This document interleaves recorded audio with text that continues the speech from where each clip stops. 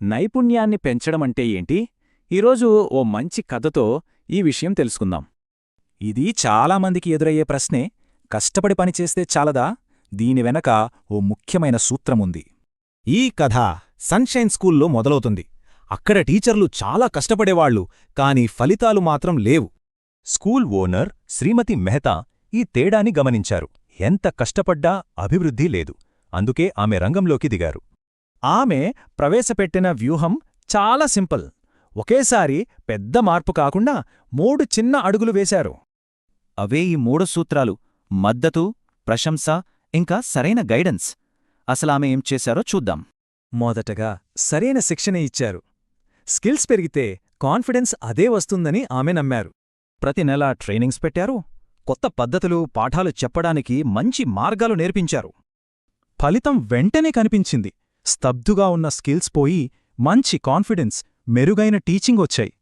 ఇక రెండోది ప్రశంస, గుర్తింపు అనేది ఎంత పవర్ఫుల్ అనేది ఆమెకు బాగా తెలుసు. ముందు ఎవ్వరూ పట్టించుకోలేదు. కాని ప్రశంసల తర్వాత గౌరవం, విలువ పెరిగి కొత్త ఉత్సాహం వచ్చింది. అంత పెద్ద పనులేం చెయ్యలేదు. ఒక చిన్న థ్యాంక్యూ, ఓ చిరు బహుమతి, అంతే. కాని ప్రభావం మాత్రం చాలా పెద్దది. ఇక చివరిది, మూడవది, ఏం చెయ్యాలో క్లియర్గా చెప్పడం, ఎలా మెరుగవ్వాలో దారి చూపించడం. ఆమె ఏమాశిస్తున్నారో చాలా క్లియర్గా చెప్పారు. తప్పులుంటే ఫ్రెండ్లీగా ఫీడ్బ్యాక్ ఇచ్చారు. దీంతో టీచర్లకు కన్ఫ్యూషన్ పోయింది. తమ బలాలేంటో, ఎక్కడ బెటరవ్వాలో స్పష్టత వచ్చింది. ఈ 3 కలిపి అద్భుతమే చేశాయి. సన్షైన్ స్కూల్ మొత్తం మారిపోయింది.